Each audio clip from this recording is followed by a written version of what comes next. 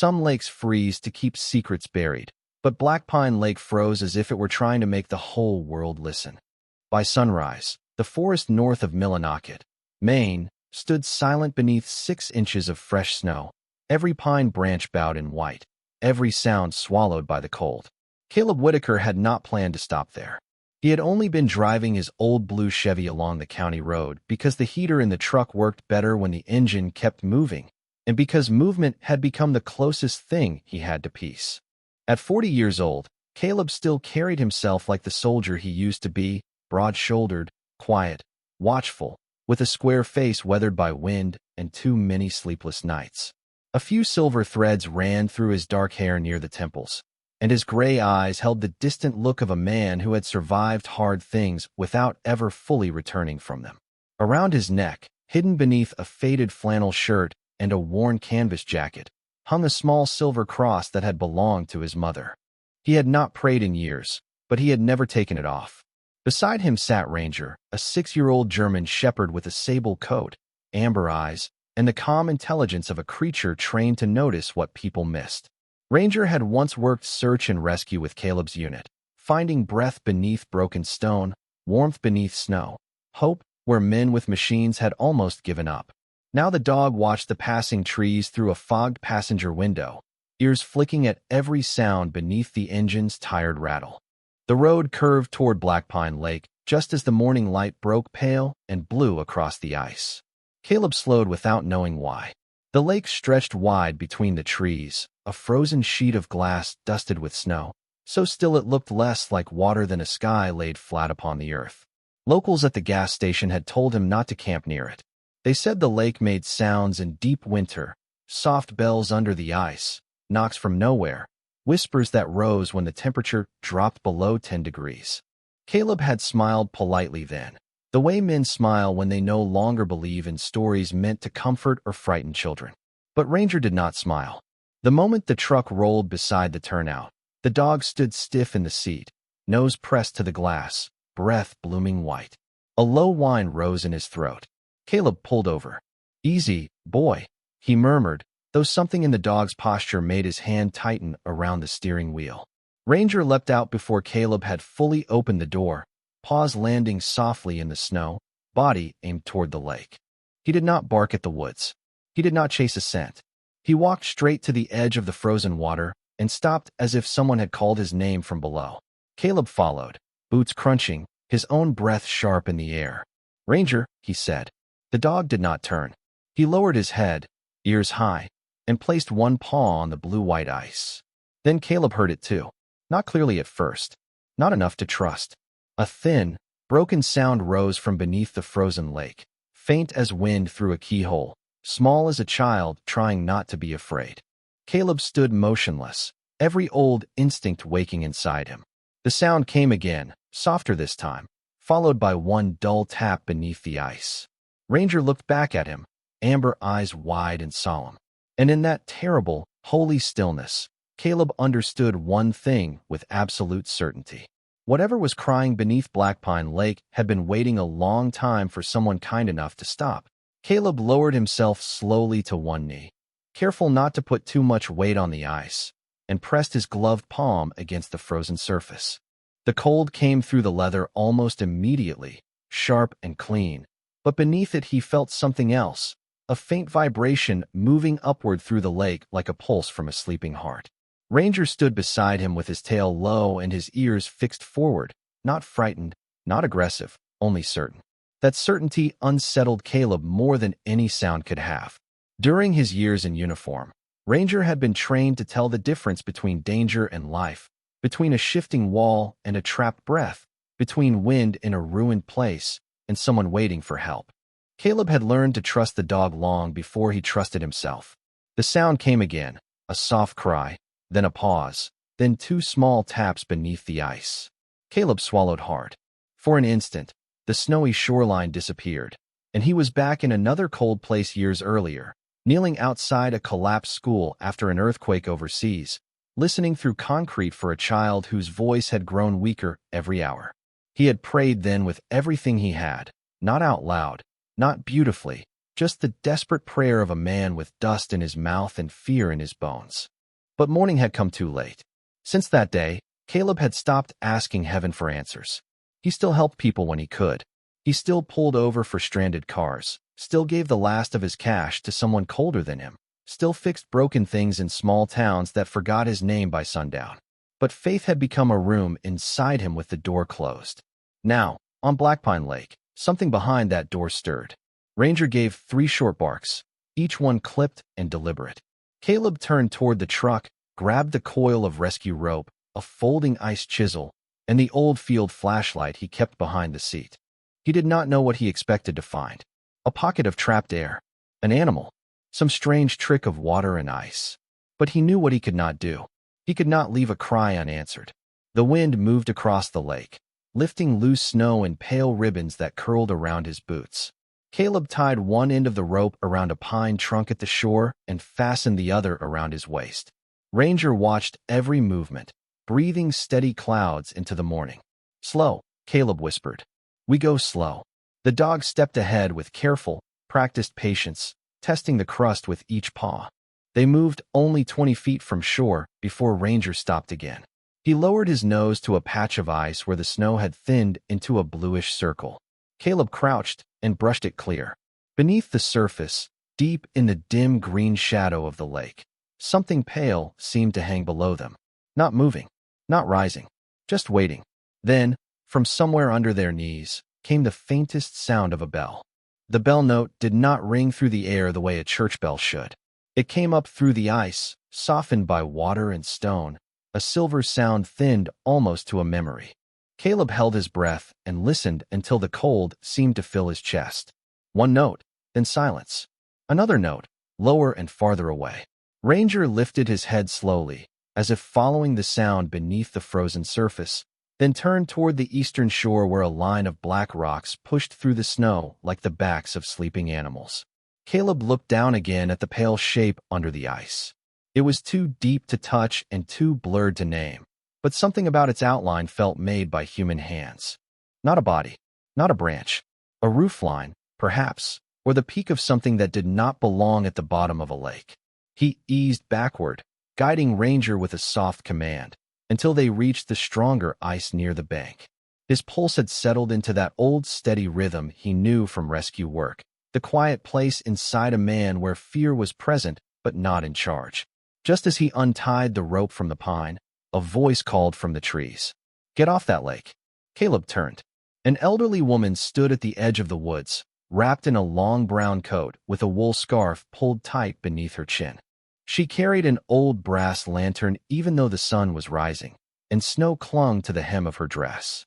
She was small, maybe 72 or 73, with white hair pinned in a loose knot and blue eyes bright enough to seem almost young. Ranger stepped in front of Caleb, not threatening, only watchful.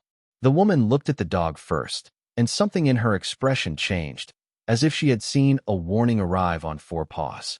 "Ma'am," Caleb said gently, "I heard something under the ice." Her gloved hand tightened around the lantern handle. "No, you heard the lake remembering." Caleb studied her face. There was fear there, but not surprise. That troubled him. "My name is Caleb Whitaker. This is Ranger. We were passing through." "Nora Bell," she said after a moment. "And nobody passes through Blackpine by accident in weather like this." The wind moved between them, stirring the snow from the pine needles. Caleb chose his words carefully. It sounded like crying. The lantern dipped in Nora's hand. Her mouth opened, but no sound came out at first.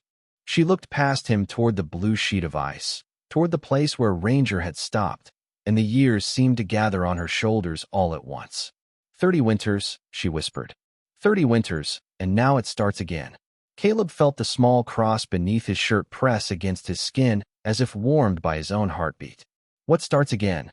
Nora closed her eyes, and when she opened them, they were wet but steady. The last time someone heard crying out there, my little girl was still alive. Nora Bell did not tell the story quickly.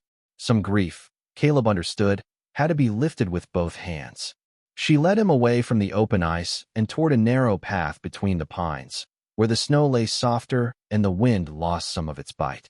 Ranger walked beside her without being told, close enough that his shoulder brushed the hem of her coat. and for a moment the old woman looked down at him with the stunned tenderness of someone being guarded after too many years alone. Her name was Emily, Nora said at last. Emily Grace Bell, 9 years old, freckles across her nose, brown mittens she refused to replace, and a laugh that made strangers look up from whatever sorrow they were carrying. The words came out steady, but Caleb could hear the weight under them. They stopped near a weathered wooden sign half buried in snow, its faded letters almost unreadable beneath frost. Black Pine Chapel Trail, 1/4 mile. Beyond it, the path vanished beneath drifts and fallen branches.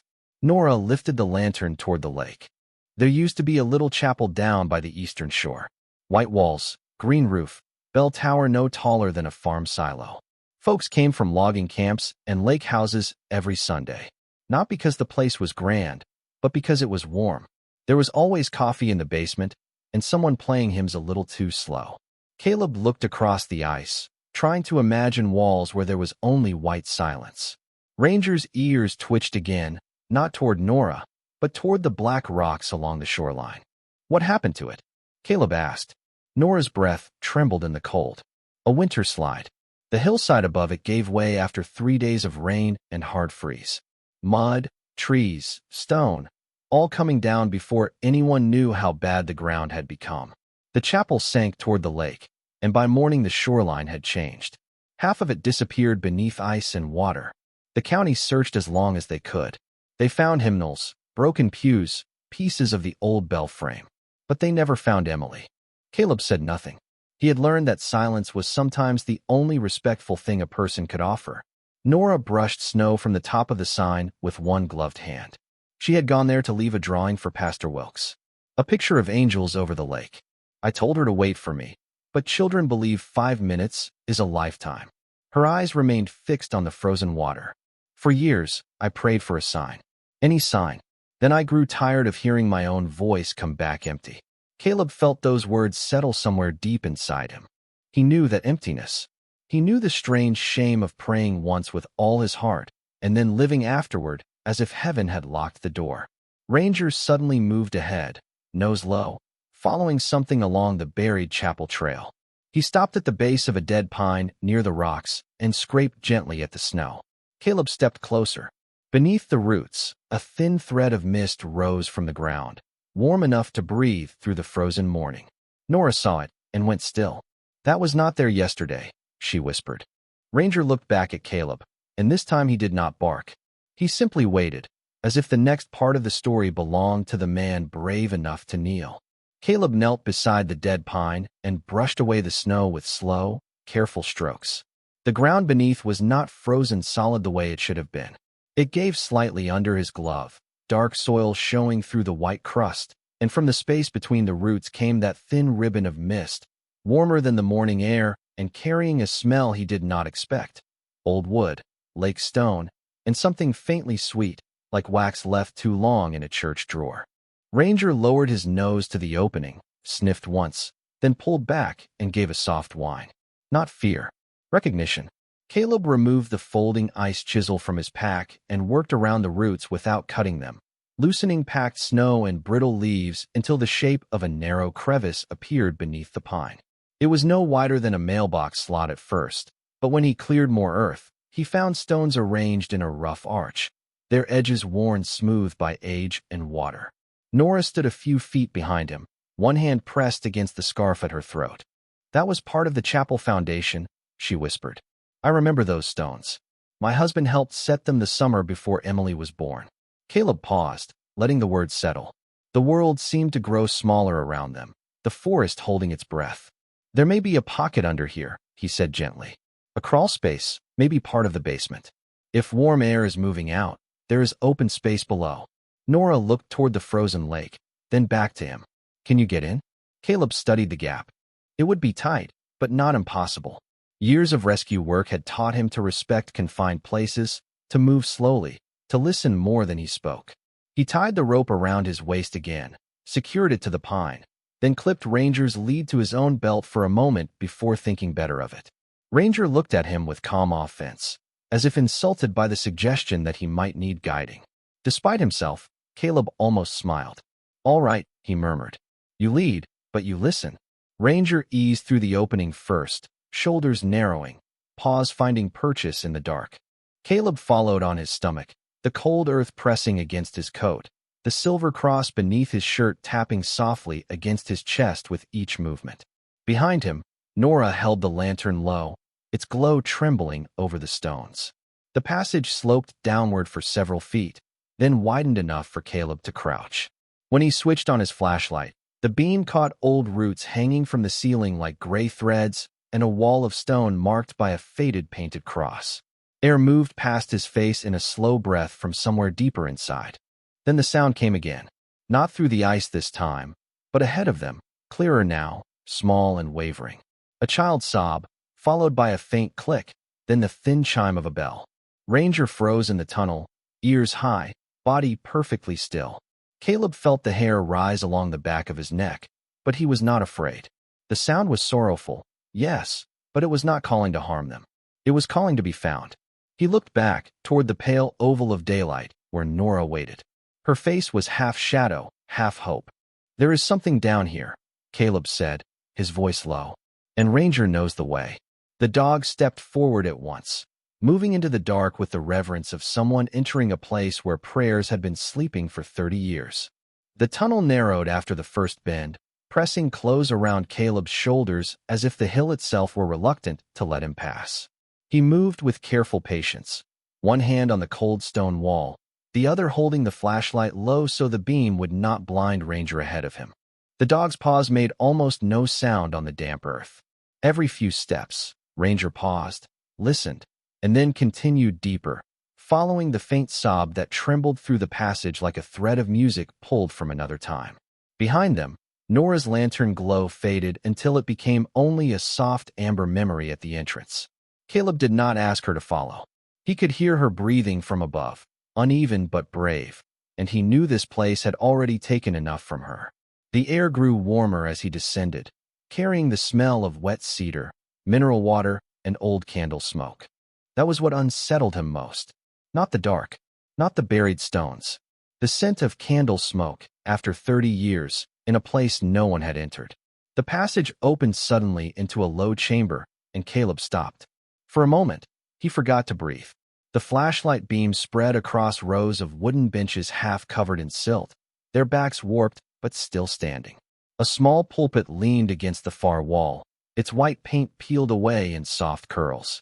Above it hung a wooden cross, tilted to one side, yet unbroken. The ceiling was not a ceiling at all, but a sheet of blue ice several feet overhead, glowing with morning light from the frozen lake above. The whole chapel shimmered in a cold, holy blue, as if they had stepped beneath the surface of a stained glass window. Ranger walked down the center aisle and stopped near the front pew. He lowered his head, sniffed the floor, then sat. Caleb swept the flashlight around slowly. Old hymnals lay swollen and closed. A rusted offering plate rested beside a fallen candlestick. On the wall, a child's drawing remained pinned beneath a cracked frame, protected somehow by the glass. It showed a lake, a chapel, and 3 yellow angels over the water. Caleb's throat tightened. "Emily," he whispered, though he had never known her. Then the crying came again, so close that he turned sharply toward the pulpit. It was followed by a small mechanical click. Ranger rose and moved behind the front pew, pawing gently at something wedged beneath the floorboards. Caleb knelt beside him and cleared away dirt with his gloved fingers until he touched metal. It was a small tin box, dented but sealed with wax around the lid. On top, scratched by a child's careful hand, were the words, "For Mama, if the angels find this first." Caleb sat back on his heels, and for the first time in years, his first instinct was not to explain what he had found. It was to bow his head. Above him, the ice gave a soft, settling sigh, and somewhere within the buried chapel, the old bell chimed once, gentle and clear. Caleb carried the tin box out of the buried chapel as carefully as if it were something alive. Ranger walked close against his left side, watching each step in the narrow passage, while the faint blue light from beneath the lake slowly gave way to the pale gray morning at the tunnel mouth. When Caleb reached the opening beneath the dead pine, Nora was waiting on her knees in the snow, her lantern beside her, both hands clasped so tightly that her gloves creaked. She saw the box before she saw his face. For a long moment, she did not speak. The wind moved softly through the trees, scattering powder from the branches, and somewhere far beneath the ice the bell gave another quiet note, less like a warning now and more like a breath being released. Caleb placed the box on the snow between them. "I found it near the front pew," he said gently. Ranger led me straight to it. Nora stared at the scratched words on the lid, and the color drained from her face with a kind of wonder that was deeper than fear.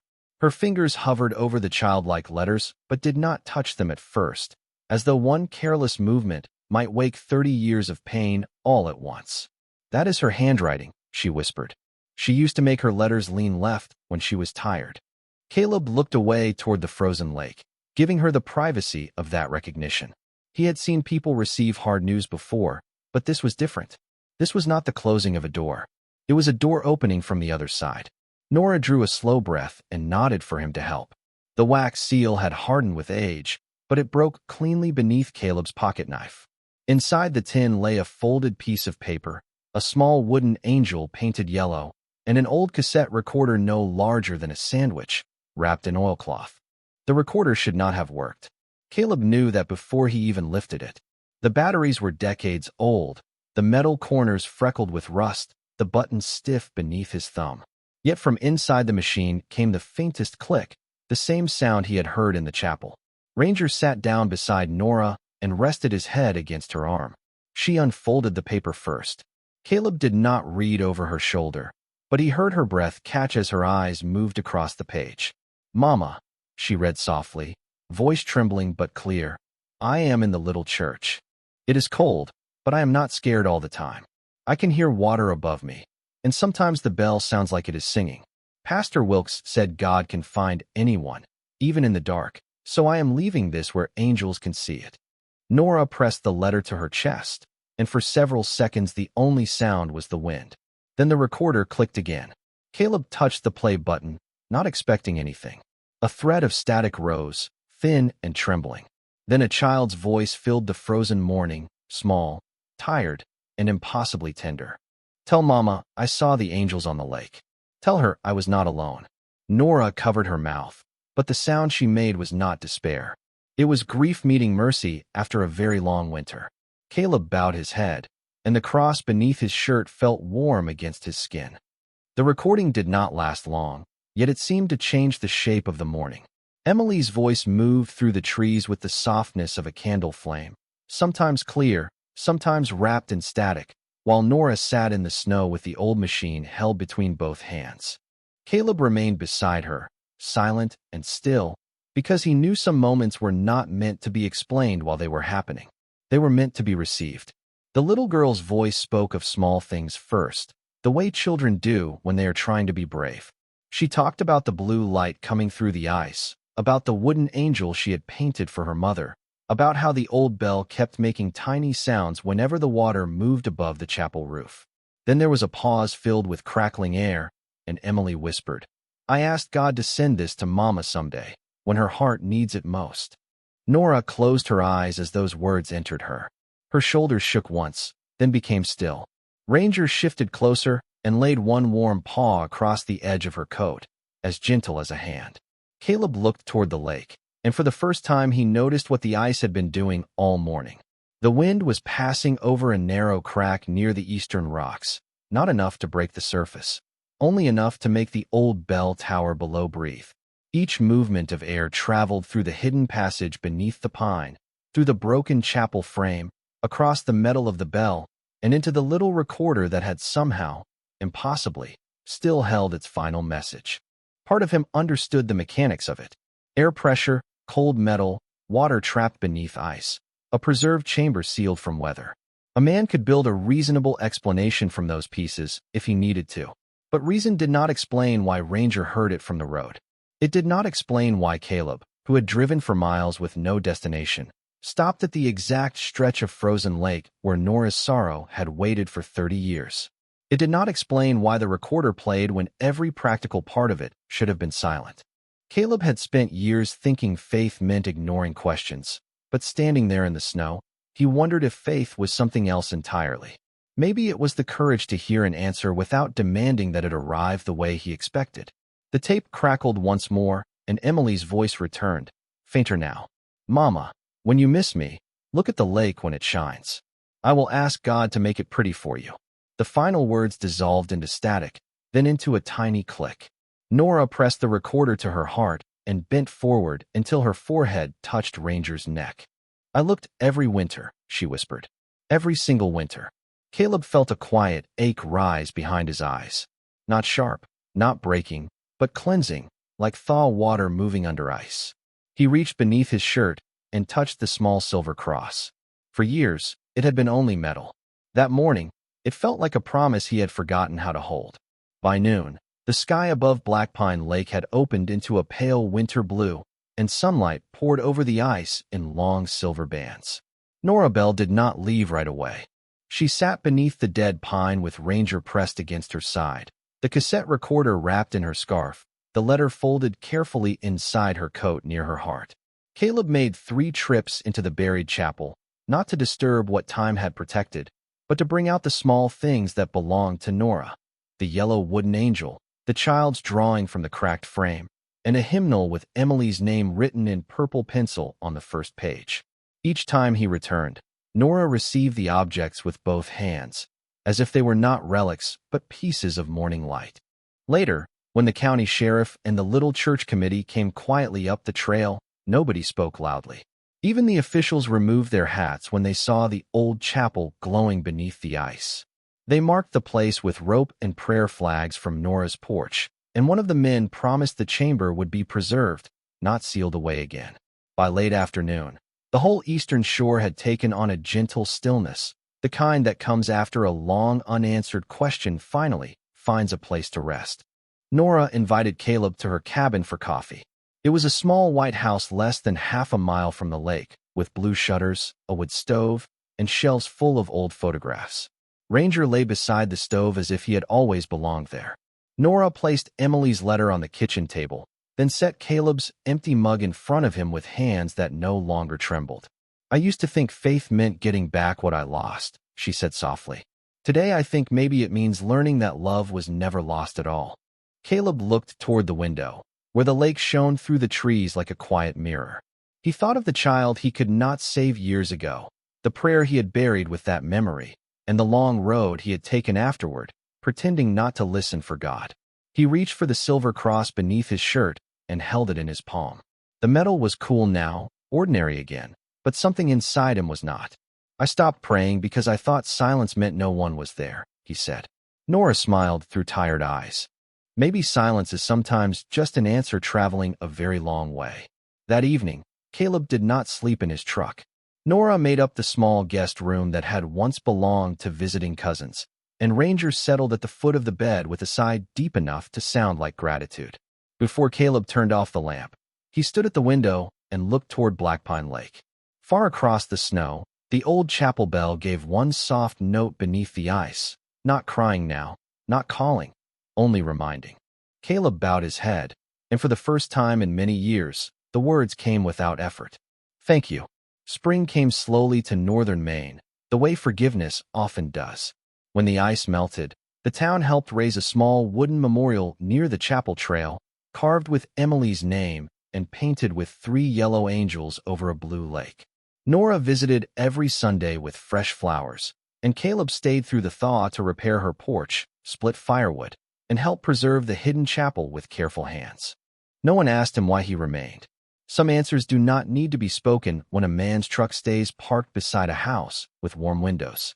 Ranger grew fond of sleeping in the sun near Nora's kitchen door, one ear always turned toward the lake. And on certain quiet mornings, when mist lifted from the water and the bell below stirred faintly in the deep, Caleb no longer heard sorrow in it. He heard mercy. He had not found the miracle he wanted long ago, but he had found the one he was ready to receive. Beneath a frozen lake, a mother found peace, a soldier found his prayer again, and a loyal dog proved that kindness still has ears in this world. Sometimes heaven does not shout. Sometimes it waits under the ice, holding one small voice until the right heart finally stops to listen.